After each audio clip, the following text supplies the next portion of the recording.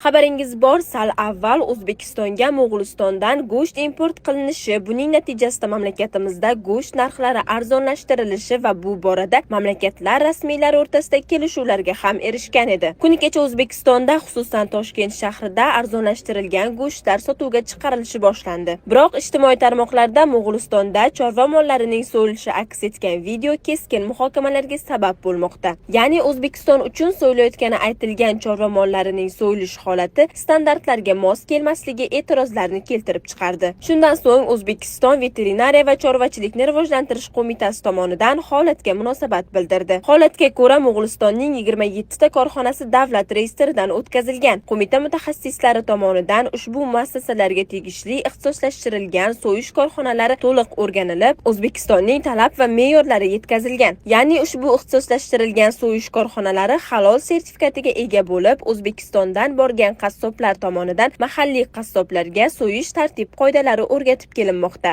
Ushbu korxonalarda so'yilgan go'sht mahsulotlari mamlakatimizga import qilinmoqda. Video reportajdagi holatga keladigan bo'lsak, u yerda so'yilgan mollar Mo'g'ulistonning ichki bozorlariga yo'naltiriladi. Ushbu korxona qo'mita tomonidan davlat reyestridan o'tkazilmagan deyiladi munosabatda.